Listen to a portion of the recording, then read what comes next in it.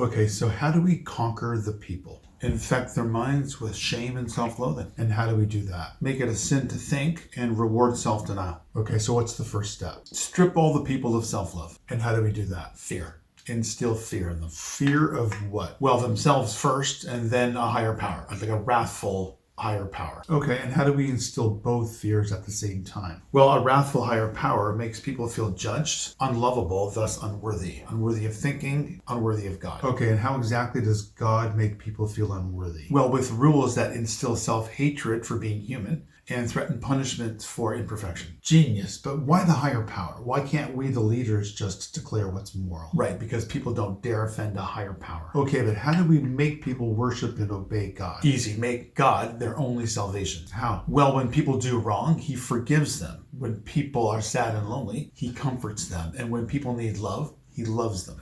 Okay, so make people unable to live without him. Got it. While pressuring them to live as we want.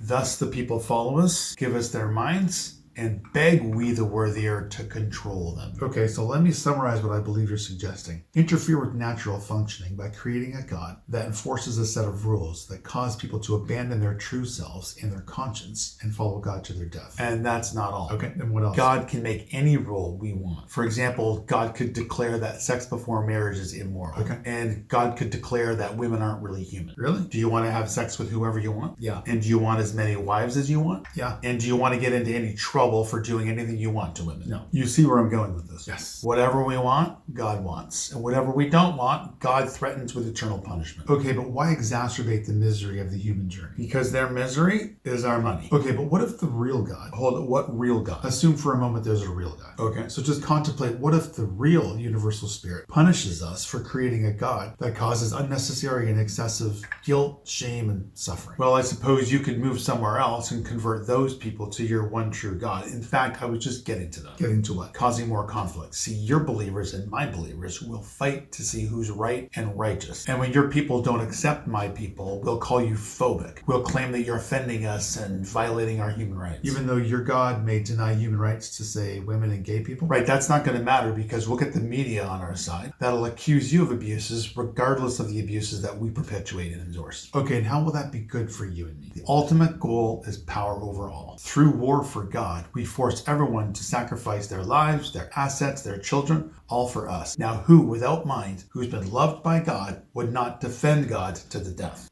So all gods believe in conflict. Not only believe it, God depends on it. The quickest way to war is to provoke the people of one God to violate the people of another God. And then how do we scale? Number 1, threaten and bribe all the royal families. Number 2, send missionaries that force people at gunpoint. Simply kill the ones that don't convert and watch the dominoes fall. So are gods and religions just inherently violent? All gods punish those who deny his existence or break his rules. But surely good people will eventually create less violent gods, no? The only good people are followers of mine. The rest are degenerates, infidels, non-believers, dogs. I'll shame and demonize anyone who doesn't believe in my Bible. In fact, I'll just make it a crime to not believe in my God. More violence then. Come on, as you know, the entire world runs by the threat of violence through the police and the armies that are bribed to serve and protect us. God's armies, so to speak. Exactly. And who would dare fight God's army? I guess only another God's army. Well, God is already taken, so you'd have to come up with another name. How about Allah?